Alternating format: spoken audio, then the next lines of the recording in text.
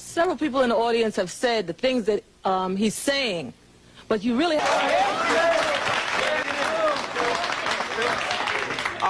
what I'd like to say, there was somebody over there in the audience who said that they were afraid, they were scared when they were talking about what he was saying, you see. And what I'm saying is the other day you asked Mandela that saying black people, we get be scared, it should be the people yeah. of color. Right. Yeah. It should be us who should be scared, or y'all sitting here. Excuse me, I was brought up in, quote, Bedford-Stuyvesant in my time.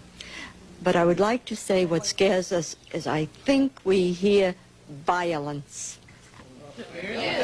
May I respond? Yeah. May I respond, please?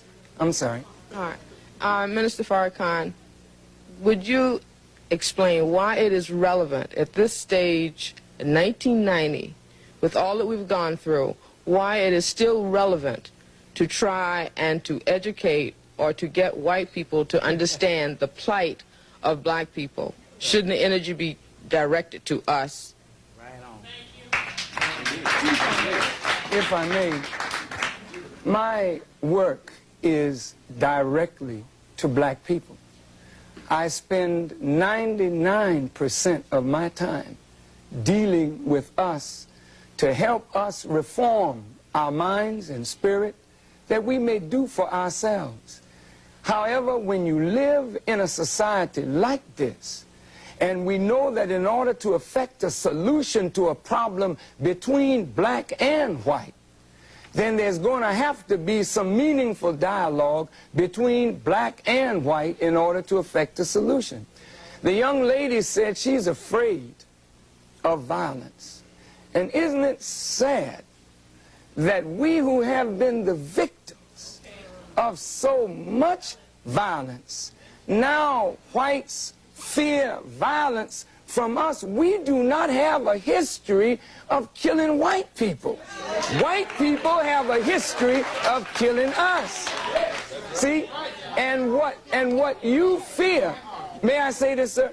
What you fear, and it's a deep guilt thing, that white folks suffer. You are afraid that if we ever come to power, we will do to you and your fathers what you and your people have done to us. And I think you are judging us by the state of your own mind, and that is not necessarily the mind of black people.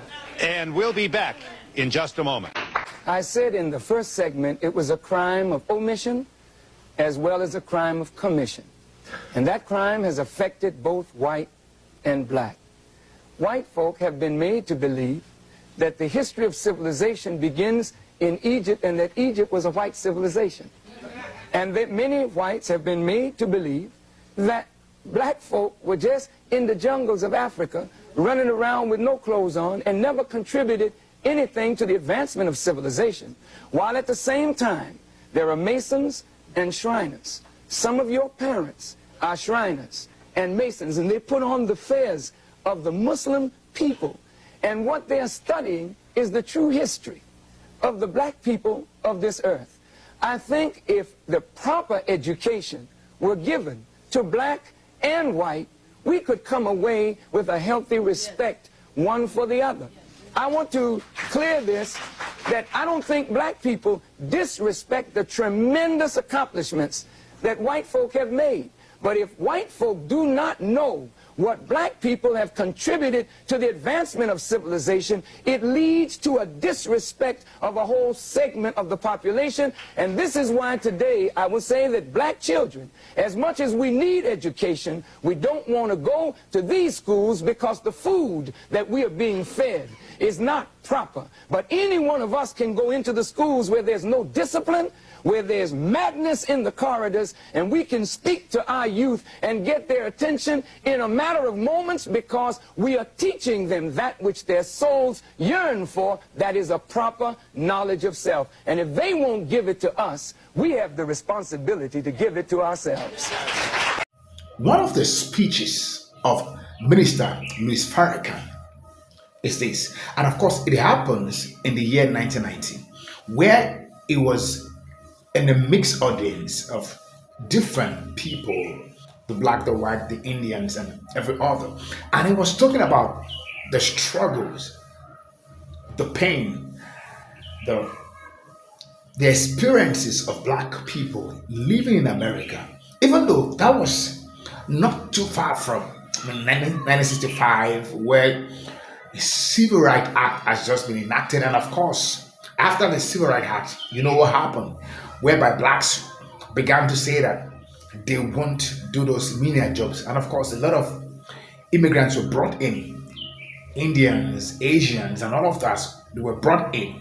And of course, people said that the fact that slavery came to an end does not mean that the character and the behavior of the white supremacists came to an end, because that was another beginning of another era against black people. Anyway, guys, welcome to my channel. I know you've listened to the intro of what Mr. Farrakhan was saying, but we're going to listen more again to what he has to say, because he was speaking truth to power. And of course, a lot of white folks didn't like some of the responses, some of the conclusions that he made, and there was a lot of dissecting of views and perceptions. And guys, let's go watch them, and when I come back, I'll be speaking what I also feel concerning this situation. Credit belongs to original creator of every content and stitches. I'll be right back, guys. Don't go wrong. You're not preaching. My dear young lady, when you go out into the world, you're going to find a reality that you're going to have to deal with. Please don't live in a fantasy world created by television. There's a very real world.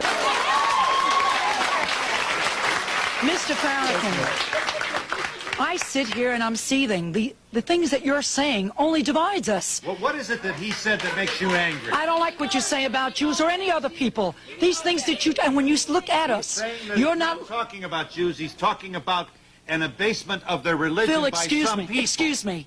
What you're doing is Just a moment. You have been sitting there for an hour and you've been snickering and sneering at us. Yes. We don't look at you that way. We're giving you the respect, the full hour to listen. You're not Martin Luther King, who brought us together. I could listen to him forever, but you're dividing us.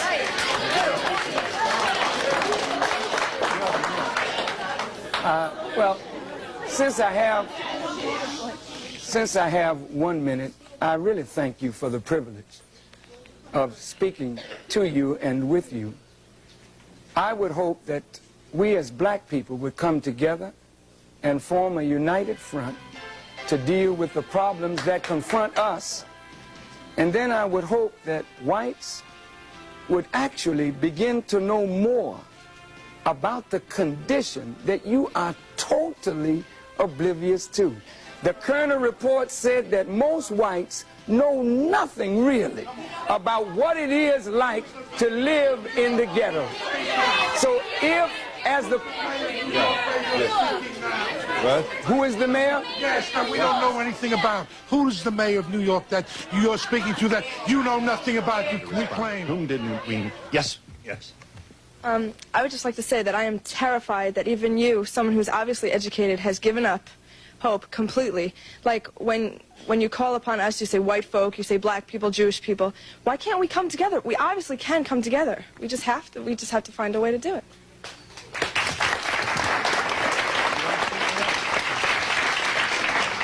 The desire is good, but the reality is the total opposite of your desire. And unfortunately, as a young lady, you are not in the position of power to make the decisions to make America work. May I, as an audience of intelligent people, I would like to just take a moment to say to you that I really don't think you fully understand what has happened to these people that you look at as second class or inferior citizens in this nation. Black people who were brought to this country were stripped of their names, language, culture, religion, God, and taken totally away from the history of themselves. Here are 30 million people who don't wear their own names. They wear your names. Who don't speak their own language. They speak English, which is not their language. They never were allowed their own cultural expression of Africa. Don't you realize that when you turn a people upside down and inside out, then sell them not for a day, not for a year, but for 300 years, and deny us the human right to know, to read a book, to learn, to understand. And then after 300 years of that, you allow us into the church, but by that time you've painted Jesus white, God white, the angels white, and then all these black people have been subjected to a form of white supremacy, which produces in the reverse a black inferiority. And this is fulfilling what Jesus said, as a man thinketh, so is he. And as long as our people think the way they think, we will never be able to do what we as a people should do to correct our condition. Over here, please. Yes, ma'am. You constantly speak of injustice in the country. Look at the injustice that you're doing to these people. Let America be the way it should be. What do you want to separate everyone for? What is the purpose of that? That's not this country. Not my time, please. First, miss, you said, let America be what it should be. Should is the conditional. And the conditions now, ma'am, the conditions are that America is separate. You have 2 million Indians on reservations, Indian women being sterilized. You have 30 million blacks unemployed, unemployable. Whites and Jews but and look, all different kinds of people, not just blacks. Miss, I gotta say this.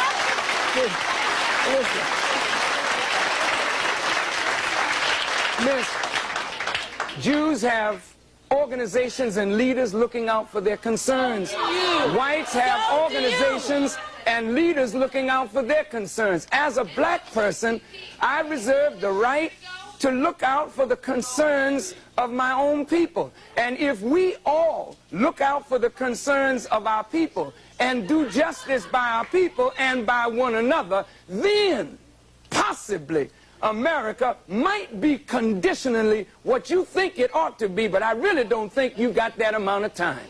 Yes. Yes, ma'am. I can dare say this is the only country on the face of the earth where black, brown, white, polka dotted all have equal opportunity. They can make it. Miss, of course, I have to. Briefly. Yeah. I have to respond. Briefly.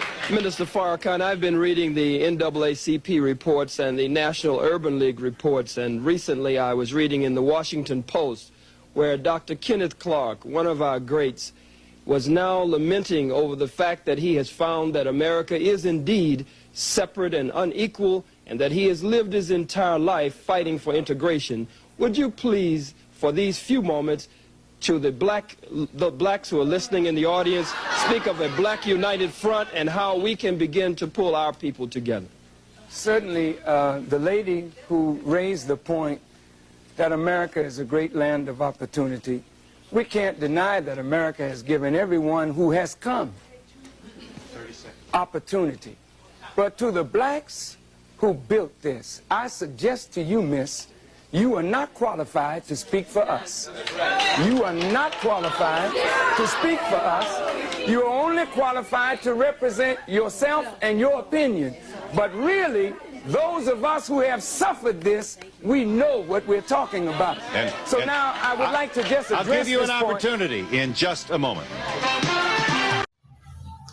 Welcome to my channel. Thank you guys for tuning in. I mean, we've been discussing about the views and perceptions of Ms. Farrakhan and the mixed audience, what they think about black Americans and what they think about the system of America. But before I go deep, I want to say thank you to everyone that has been a part of this channel, supporting, giving me super thanks, buying me coffee. Your comments, your views are highly appreciated. And I want to say that you guys are the real MVP.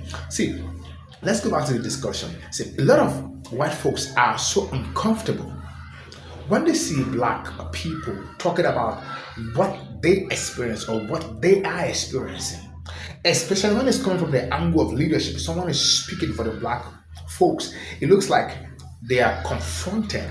And the truth of the matter is, they are not confronted.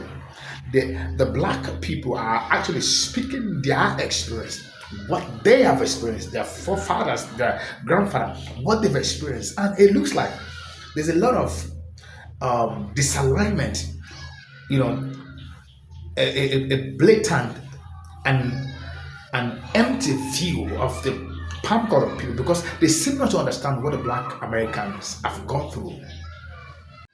Most of the time you see them confronting or challenging or opposing what the black people are saying, but black people are not confronting them. They are only explaining what they've gone through, what they are going through, especially when it comes from the angle of someone speaking for them. As you have watched in the video, you see they were saying that this is what they've experienced, this is what should happen, and they're like, you're speaking, you are dividing us, you are doing. And he was saying that I'm not dividing, I'm just speaking from the angle of what the black person, an average black person, experience. See, let me also say this: a lot of white folks don't even know what it means to be black. Or some of them are living in the denial because what their forefathers have done, they were not around truly when it was done. But most of them enjoy the systemic, structures that has been built for them, and they prosper in it. They love to have it so because it favors them.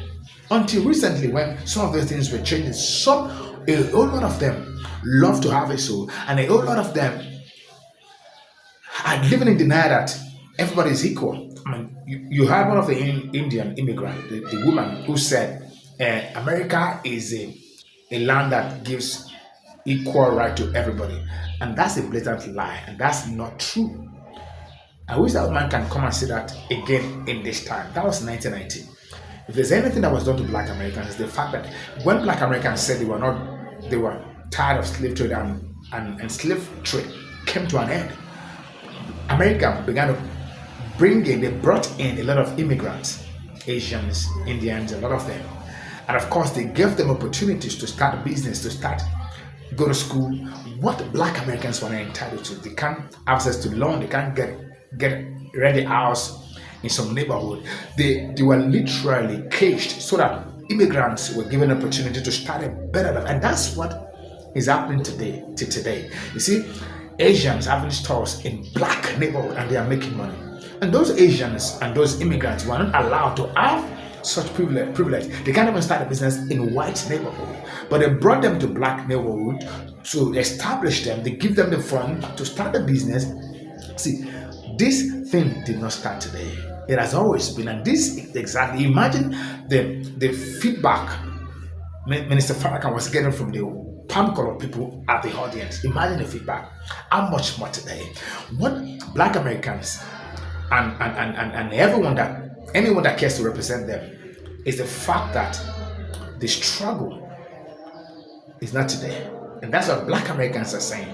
It is time to speak with one voice. It is time to unanimously engage whoever has enjoyed those privileges and has made it like, oh, it's a right. They can always continue, like what is happening by the Asian stock owners who feels that they can do anything. And now black Americans are saying, no, we're going to stop patronizing your store. You're going to know exactly what it feels like to be a black person whose son or daughter is unalived. And of course, they stop the black dollar. You see, now you see the Ula Balu everywhere. They're like, oh, why did they stop? Because black Americans have always played a very vital role in the development of the economics of America. This is a fact. It's not it's a fact. But this is what they don't like to accept. They don't like to own into the black people. But anyway, guys, I have to go. Credible on original creator of every content and stick this into this episode. I want to hear from you guys. What do you think about what Minister Farrakhan said? And what do you think about the responses he was getting from palm color people and every other migrant in the audience? And of course from black people as well. Let the conversation continue. Thank you guys for watching. Until I come your way again, Bye for now.